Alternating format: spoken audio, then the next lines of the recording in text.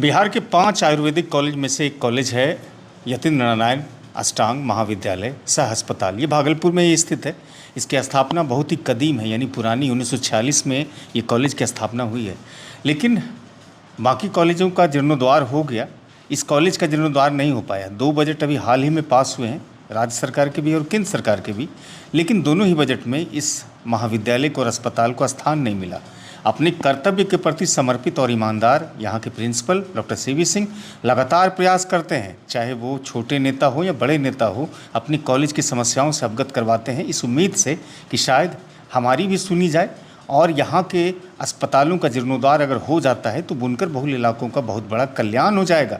बगल में चूँकि दीरा का भी क्षेत्र है, तो वहाँ भी लोग जब विस्थापित होते हैं बाढ़ से, तो शायद बहुत तरह की बीमारियों से वो मुलव्विस हो जाते हैं, तो उनको भी राहत मिलेगी। यानी कुल मिलाकर के ये कहा जा सकता है कि सीवी सिंह के अनुसार कि ये जो पूरा एरिया है वो बिल्कुल ही जड़ी बूटियों से आच्छादित है। अगर ये अस्पताल सही तरीके से काम करना शुरू कर दे और इसके बिल्डिंग्स वगैरह बन जाए, तमाम चीज़ें इंफ्रास्ट्रक्चर हो जाए, तो ये भी भागलपुर किसी दूसरे प्रांतों से कम नहीं होगा। सीवी सिंह साहब हमारे साथ हैं। 2 बजट पास हो गया प्रिंसिपल साहब, लेकिन आपकी लगातार मेहनत को कहीं पर भी सफलता नहीं मिल पाई है। डॉक्टर राजवर्धन साहब भी आए थे, उन्होंने जो स्वास्थ्य मंत्री हैं मंगल पांडे, उनको चिट्ठी भी लिखी थी, लेकिन फ़िलहाल इस पर अभी तक कोई भी एक मजबूत पहल होता हुआ दिखाई नहीं दे रहा है। यह महाविद्यालय पूर्वी बिहार का सबसे प्राचीन महाविद्यालय रहा है। 1985 में सरकार ने इसका अधिग्रहण किया, इस विश्वास के साथ कि इस महाविद्यालय का उन्नयन एवं विकास होगा। लेकिन कालांतर में चल करके आज महाविद्यालय में नामांकन 2004 से बंद हो गया है और इधर कुछ प्रयत्न शुरू हुआ है इस महाविद्यालय को प्रारंभ करने के लिए। सबसे पहले शाहनवाज साहब आए, उन्होंने यहाँ से सीधे बात की सरकार से और हम लोग आसान्वित हुए, उनके द्वारा आसानित किया भी गया कि यह महाविद्यालय बहुत जल्द अपने मूल स्वरूप में आएगा। और वो मंत्री और सरकार से बात भी किए, लेकिन वह योजना सफल नहीं हो पाई। कुछ दिन पहले हमारे महाविद्यालय में परिदर्शन के क्रम में राजवर्धन साहब आए थे, जो कि विधान पार्षद हैं और सरकार के बड़े करीबी हैं।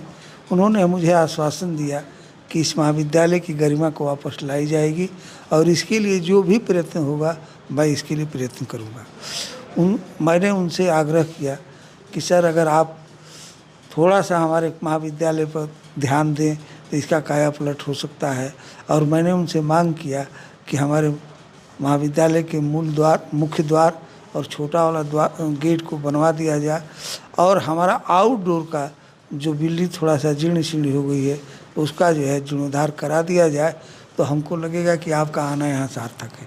उन्होंने बहुत ही अच्छे ढंगों से मुझे आश्वासन देते हुए उन्होंने कहा कि मैं स्वयं डॉक्टर हूँ और मैं इस बात की आपकी व्यथा को समझ रहा हूँ और मैं आपको वादा करता हूँ कि इस महाविद्यालय के लिए मैं जो कुछ होगा करूँगा, क्योंकि यह भागलपुर क्षेत्र हमारे पिताजी का कर्म क्षेत्र रहा है, इसलिए और भी हमारी दायित्व बढ़ जाती है। मैंने उनको ले जा कर के महाविद्यालय के अंदर उनके पिताजी की लगी हुई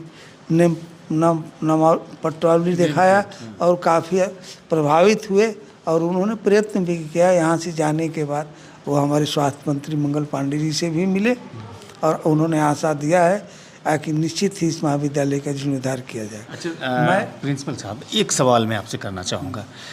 सरकार केंद्र की और राज्य सरकार लगातार विकास का तो कहते हैं कि बहुत विकास करते हैं। मात्र में 5 आयुर्वेद कॉलेज, उसमें से एक भागलपुर कॉलेज जिसमें से 2 ऑलरेडी जीर्णोद्धार हो चुके हैं, 2 पाइपलाइन में, एक मात्र बच गया भागलपुर।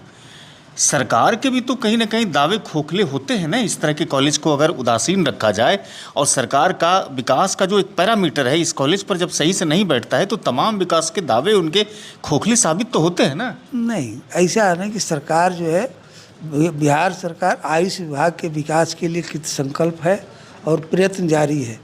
इस महाविद्यालय के को मॉडल कॉलेज के बनाने के लिए पूर्व में ज़मीन की जब कमी हुई तो मेरे द्वारा जो है स्थानीय जो है जिला पदाधिकारी महोदय से मिल कर के, स्थानीय नाथनगर सीओ से मिल कर के हमने ज़मीन की आवश्यकता को पूरी की। हमारे कॉलेज के जस्ट बगल में 4.5 एकड़ ज़मीन पीडब्ल्यूडी की खाली पड़ी हुई थी।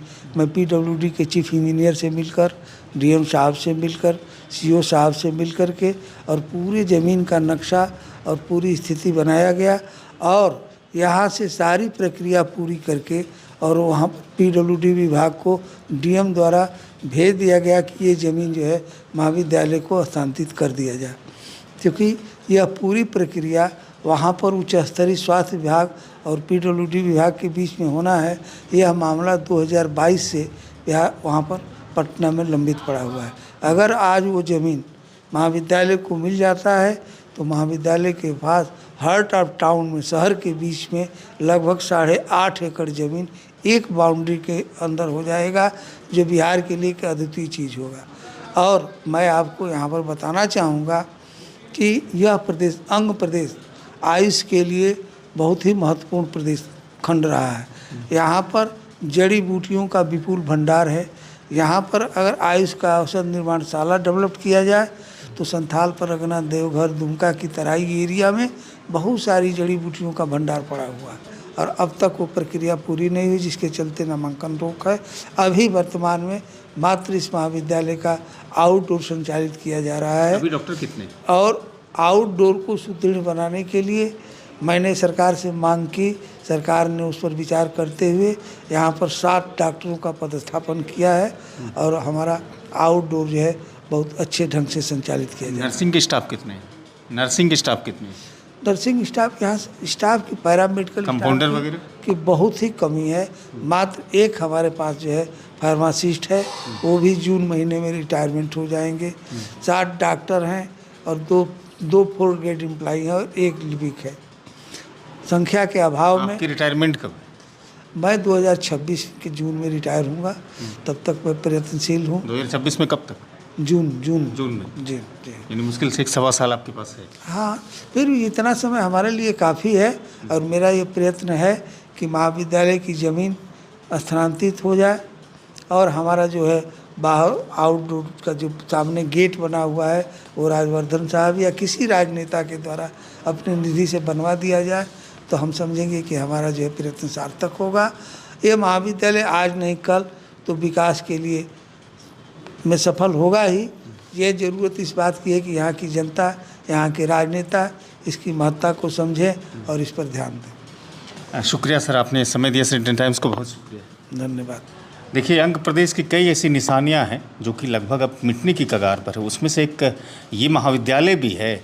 आश्चर्य या फिर इस बात का अफसोस भी है कि हम जनप्रतिनिधियों को चुनते हैं ताकि हमारा सामाजिक और हर तरह का विकास हो सके, लेकिन क्या हमारे अंग प्रदेश के इस तरह के जो भी स्मारक हैं, धरोहर हैं, वो मिटते जा रहे हैं और जनप्रतिनिधि खामोश हैं।